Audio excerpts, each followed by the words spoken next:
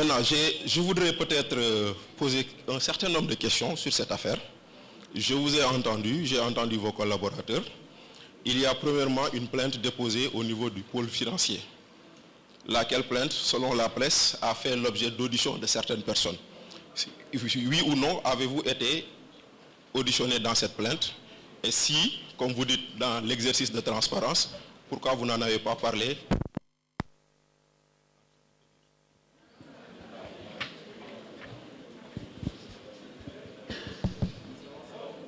C'est bon. D'accord, merci. Ok, donc ça c'était ma première question sur cette affaire. La deuxième, DG, on a parlé de beaucoup de blocages et aujourd'hui vous dites que les blocages sont levés. Apparemment, d'après ce que j'ai compris de votre... Vous dites que les blocages sont levés, apparemment dans ce que j'ai compris. Mais pourquoi insister sur Seydou Kane et d'autres marchés et pas particulièrement répondre sur ce qui vous concerne sur ce marché particulièrement?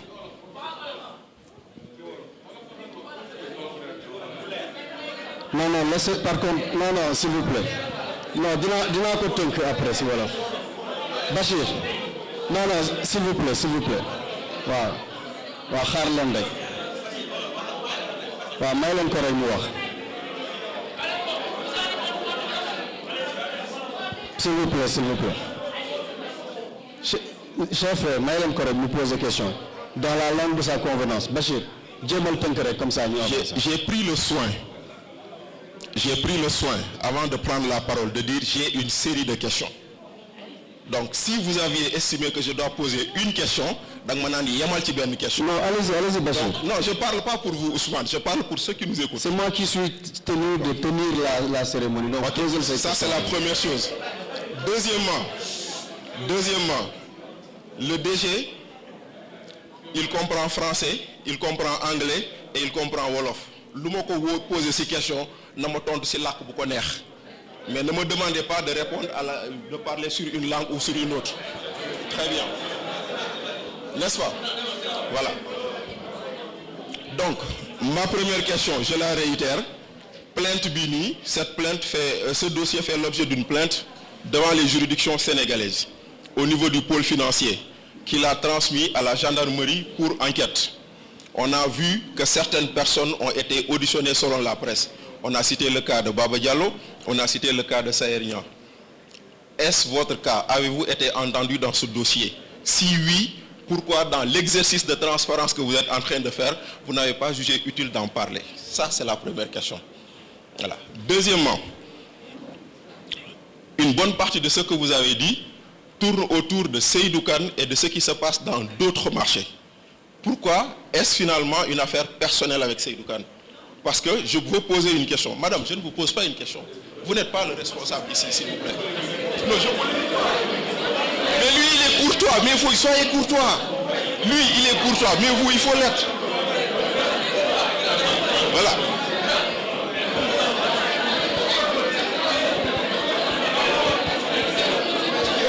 Bachir, une dernière question, comme ça, minute 3. Allez-y.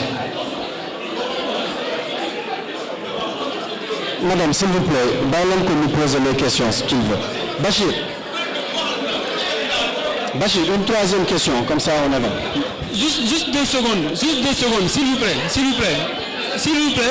La salle, s'il vous plaît, 2 secondes. En fait, nous sommes là pour un exercice de transparence. Et honnêtement, sur ce dossier-là, pour nous mettre à l'aise, il faut laisser tout le monde poser toutes ces questions parce que nous avons les réponses à toutes les questions. Voilà. Merci beaucoup. Donc, ma troisième et dernière question, pour ne pas paraître un peu plus longue. Vous avez parlé de phase pilote dans ce que vous avez exécuté. Aujourd'hui, à date, cette phase pilote a permis d'électrifier combien de villages et où est-ce qu'elle se situe? Je vous remercie. Merci beaucoup.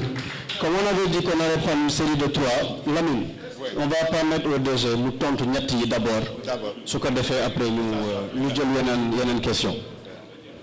nañ def ñett yi après ñu ok.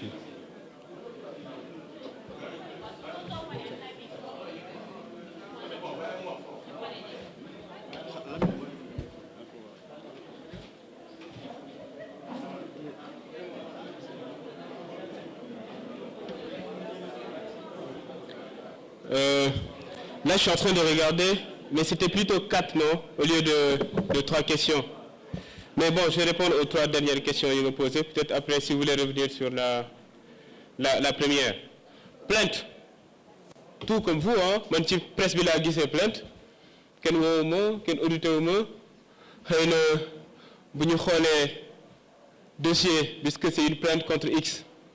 Gis ne man fekkeewuma bu ñuy signé contrat ni bu ñuy décaisser 37 milliards moo tax ñu ne waruñu ma woo mais en tout cas ba léegi kenn déggu ma ou en tout cas kenn déglu ma kenn woowu ma mënuma nag ci sama présentation ma ne damay afficher li nga xam ne ci presse bi laa ko gisee c'est pas possible.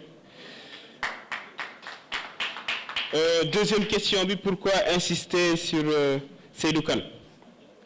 Par contre yéen ñëpp yéen a fi teew, je pense qu'on a échangé pendant au moins 3 heures. Ci 3 heures yi CTS def na présentation, il est resté que sur laser pendant presque 40 minutes. SG bi ñëw présenté plus de 30 minutes, il est resté que sur laser. Man ma ñëw def présentation ou en tout cas ñëw expliquer. Je pense que ci sama 30 ou 1 heure yi nga xam ne jël naa ko lu ma wax ci Seydou Kane matul 10 minutes. Donc yow vous permettez toog fi nii jàkkaarloo ak ñëpp séance tenante nga ne sama présentation ci Seydou Kane laa ko agsi quand même.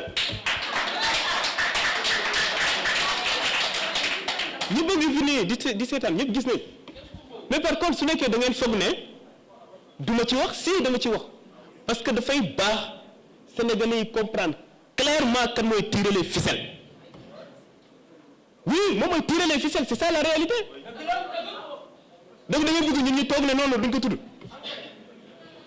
alors que suñu photo la ñuy afficher partout yéen tout le temps Azer mais dossiers yi ñuy tudd fi yëpp xam na ne doo leen ci wax parce que intéressé wu leen.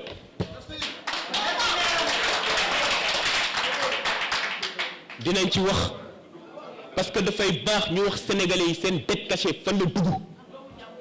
Dafay baax ñu wax sénégalais yi lan moo tax dëkk bi métti actuellement. Dafay baax ñu wax sénégalais yi lan moo tax chaque année ñuy jël ay 6 000 milliards di ko fay ay banques ak ñeneen fan la xaalis boobu noonu dugg. Oui dinañ ci wax su nekkee foog nga ne duñ ci chaque jour je me jàpp ni que ça képp kuy def communication balaa ngay commencer da nga war rappeler lii nii. Premier ministre Ousmane mu ko doon wax keroog bu mu demee Fissel il faut ñuy wax sénégalais yi ce qu'il en est ñu comprendre parce que oui yoruñu presse tey presse bi on sait comment c'est. Donc lu ñu nekk di def comme désinformation day baax su ñu ñëwee ñu leeral su nekkee leeral bi nag ça pose problème ñu mu pose problème ñoom la mais au Sénégalais on pense que soxla nañ leeral.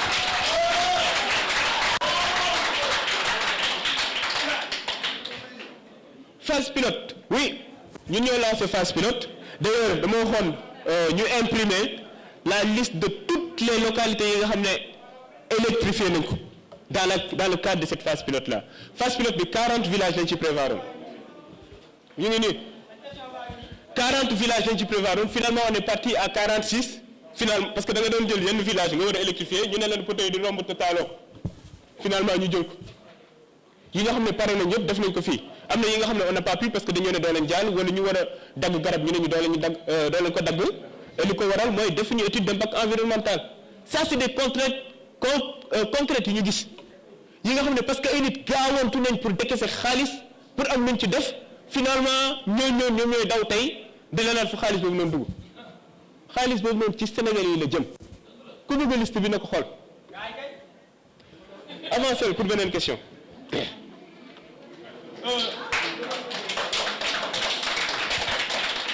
Juste aussi je viens de me souvenir de la première question, c'était à propos de la correspondance. Oui gis naa correspondance bi après imputé naa ko waa com ils sont en train de préparer une réponse et peut-être su nekkee dama bëgg ñu ñëw toog bon après la conférence de presse je sais pas ndax amati nga ay questions mais mën nga ñëw nous on est disponible. Alors merci beaucoup merci beaucoup Alors, Bachir, Balani, Lamine, très rapidement, s'il vous plaît. Auguste Auditoire, merci, désolé, si nous menons. Bachir, ce courrier, semaine dernière, là, que mais dama lay wan mail yoo xam ne maa yow ñoo ko échangé wante le 23 novembre 2024 dañoo génn émission Sen TV nga ne ma li nga wax bëgg naa ci am ay preuve ma yónnee le mail le 23 novembre 2024 à 11h si je ne m'abuse. Bonjour Bachir, comme convenu lors de notre émission d'hier, je t'envoie en pièce jointe les documents cités. Pour les autres, comme je te l'ai dit au téléphone, je compte te les montrer à ta convenance en présentiel quand tu voudras. Je reste à ta disposition pour tout complément d'information afin que tu puisses éclairer la lanterne des Sénégalais sur le dossier et que tu participes in fine à la révélation de la vérité. Bonne journée. Nga tontu ma document bien reçu, merci. Ma woo la téléphone 2 heures de temps ñu waxtaan. 23 novembre 2024, tu nous écris le 19 mars 2026. Dëgg ñor la leneen moo tax a jóg. On va maintenant faire passer la parole, si vous voulez. Donc, on va donner la parole à une dame, s'il vous plaît. Allez-y, madame. D'accord. Salam alaikum. C'est Ramatoulaye Sow, Khalat TV. J'avais juste 2 questions par rapport aux réalisations. La première, c'est le taux de réalisation est vraiment inférieur à 1,5%, comme l'a dit Thierno Alassane Sall, qui est un député. Où ces chiffres sont-ils erronés? Quelles preuves chiffrées pouvez-vous fournir par rapport à cela? Parce que depuis pas mal de temps, il y a Thierno Alassane